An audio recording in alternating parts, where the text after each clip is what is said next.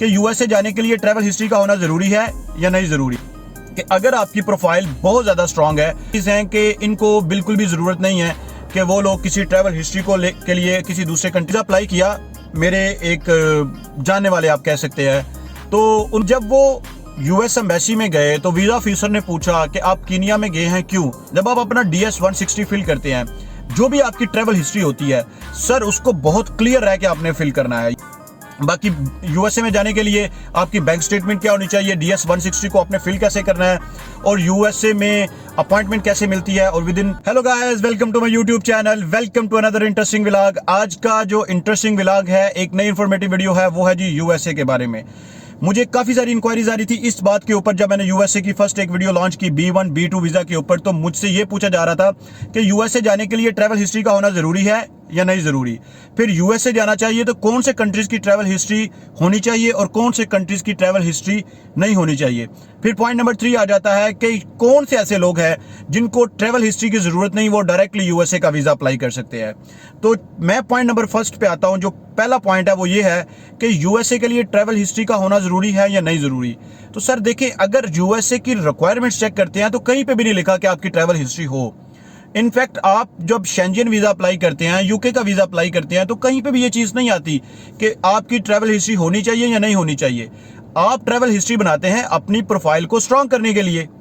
तो जब आप ये क्वेश्चन करते हैं कि जी ट्रैवल हिस्ट्री का होना जरूरी है या नहीं जरूरी, तो मैं इस पे सिर्फ इतना ही कहता हूं कि अगर आपकी प्रोफाइल बहुत ज्यादा स्ट्रांग है तो उसके लिए ट्रैवल हिस्ट्री का होना बिल्कुल भी मैटर नहीं करता। आपकी प्रोफाइल ऑलरेडी स्ट्रांग है। इस चीज को डिटेल में डिस्कस करते हैं। जो लोग भी चैनल पे नए हैं, काइंडली वो चैनल को लाइक करें, सब्सक्राइब करें, बेल के बटन को जरूर दबाएं।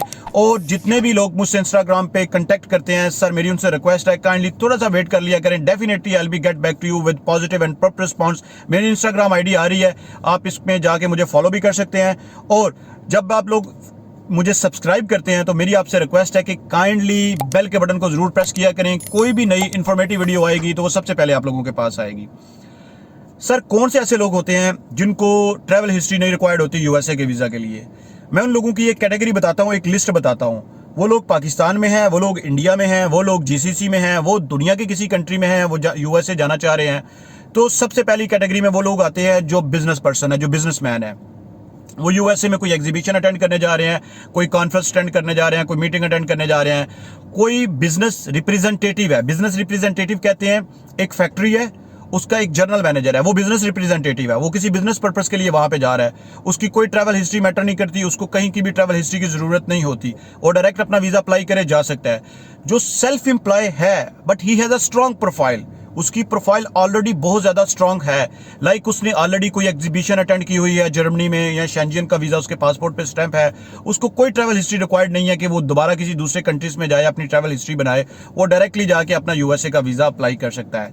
इसके अलावा कौन से लोग आ जाते हैं सर? इसके अलावा वो लोग आ जाते हैं जो मैनेजरियल लेवल पे काम करने वाले लोग होते हैं, जो किसी भी ऑर्गेनाइजेशन के मैनेजर्स होते हैं, जिनका सैलरी पैकेज बहुत ज्यादा अच्छा होता है, जिनकी डेजिग्नेशन पोजीशन एक बहुत ही ज्यादा जबरदस्त और अट्रैक्टिव होती है।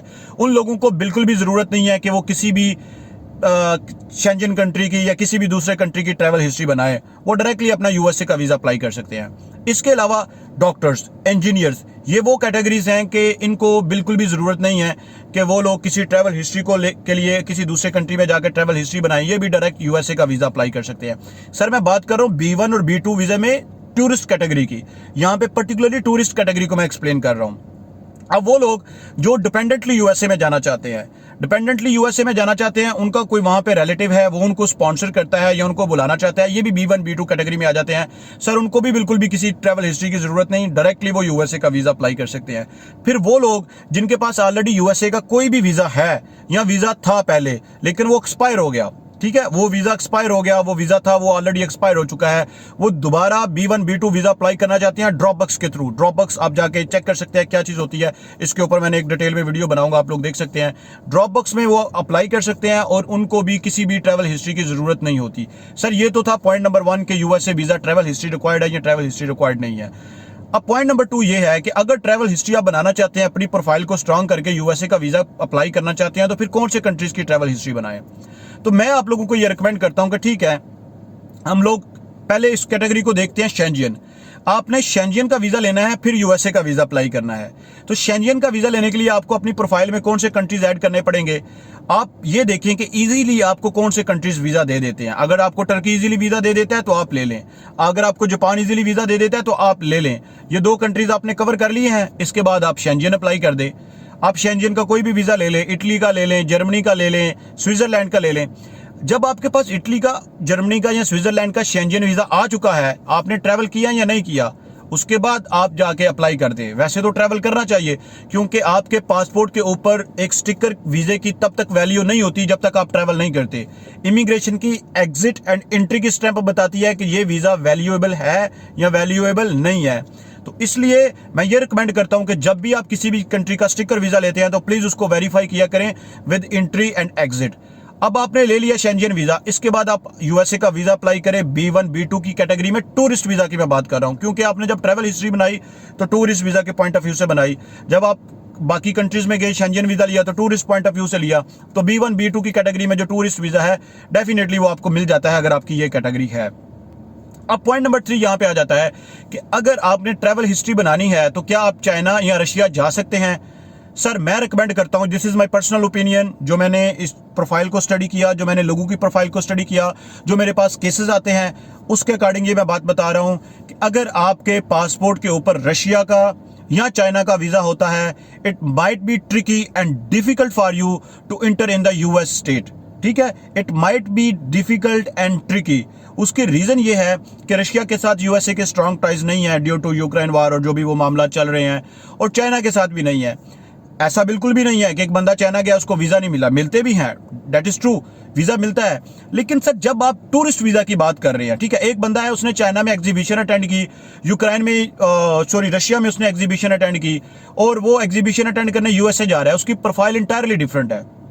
लेकिन एक बंदा है वो एज अ टूरिस्ट जा रहा है, वो एज अ टूरिस्ट जा रहा है चाइना में, वो एज अ टूरिस्ट जा रहा है रशिया में, वो एज अ टूरिस्ट यूएसए में अप्लाई करता है, तो देयर इज अ डिफिकल्टीज। मैं छोटी सी एक एग्जांपल देता हूं, वीडियो लंबी हो जाएगी, सिर्फ छोटी सी एक एग्जांपल देके इसको मैं क्लोज करता हूं कि यूएसए का वीजा अप्लाई किया मेरे एक जानने वाले आप कह सकते हैं, तो उन्होंने ट्रैवल हिस्ट्री में लिखा हुआ था कि जी कीनिया। अब कीनिया वो गए थे कोविड की वजह से, क्योंकि उन दिनों में कोविड की थ्रू द कंट्री, वो सऊदी अरेबिया में रहते हैं, तो थ्रू द कंट्री उन्होंने जाना था, उनके पास कोई ऐसा कोई क्या कहते हैं डायरेक्ट फ्लाइट नहीं मिल रही थी करंटीन के लिए, करंटीन करके फिर उन्होंने दूसरे कंट्री से वहां पे जाना था, तो कीनिया में उन्होंने स्टे किया। अब जब वो यूएस एम्बेसी में गए तो वीजा ऑफिसर ने पूछा कि आप कीनिया में गए हैं क्यों, तो उन्होंने कहा जी मैं एज अ टूरिस्ट कीनिया में गया हूं। अभी के ये बात उनकी गलत थी, वो कीनिया में एज अ टूरिस्ट नहीं गए थे, बल्कि वो तो कीनिया में गए थे कि कोविड की वजह से, तो इसी बात की वजह से उसका रिफ्यूजल हो गया। Exactly this it was the reason, even कि बहुत स्ट्रांग प्रोफाइल है, बहुत एक अच्छी प्रोफाइल है। तो मैं हमेशा आपसे एक ही बात कहता हूं कि सर अपने डॉक्यूमेंट्स के मामले में ट्रांसपेरेंट रहा करें, क्लियर रहा करें। आपको किसी किस्म का कोई फेक डॉक्यूमेंट या किसी किस्म की कोई बोगस सी बात या किसी किस्म की कोई ऐसी बात अपने डॉक्यूमेंट्स के थ्रू वीजा ऑफिसर को नहीं पहुंचानी चाहिए जिससे वो आपका वीजा रिफ्यूज कर दे, या इस पॉइंट पे पहुंच जाए कि वो आपको ये थिंक करे कि you are not authentic and genuine person. अब इसके बाद मैंने ये एक पॉइंट डिस्कस करना था यूएसए के वीजा के बारे में। आप अपना DS 160 फिल करते हैं, ये मैंने ऑलरेडी बिगनिंग में हाइलाइट्स में नहीं बताया, लेकिन मेरे माइंड में आ गया तो मैंने कहा शेयर कर देता हूं। जब आप अपना DS 160 फिल करते हैं, जो भी आपकी ट्रैवल हिस्ट्री होती है सर उसको बहुत क्लियर रह के आपने फिल करना है। ये भी चूंकि चाइना और रशिया से रिलेटेड है तो इस वजह से मैं आपको बता रहा हूँ, बहुत क्लियर रह के। अगर आप चाइना में गए हैं, रशिया में गए हैं, तो आपके पास रीजन होनी चाहिए एक स्ट्रांग कि आप उसको बता सके कि क्यों गए हैं। आपने कोई भी बात ऐसी नहीं कर देनी कि जो एक वीजा ऑफिसर को सेटिस्फाई ना करे या जिससे वीजा ऑफिसर इस पॉइंट पे पहुंच जाए कि वो आपका वीजा रिजेक्ट कर दे। बाकी यूएसए में जाने के लिए आपकी बैंक स्टेटमेंट क्या होनी चाहिए, DS 160 को आपने फिल कैसे करना है, और यूएसए में अपॉइंटमेंट कैसे मिलती है, और विद इन कितने टाइम पीरियड के अंदर अंदर आपको यूएसए की अपॉइंटमेंट मिल जाती है और वीजा आपके लिए स्टैंप हो जाता है। तो इसके लिए एक नई इंटरेस्टिंग वीडियो लेके आ रहा हूं सर। मिलते हैं एक नए इंटरेस्टिंग व्लॉग में, तब तक के लिए thank you so much, stay blessed and take care.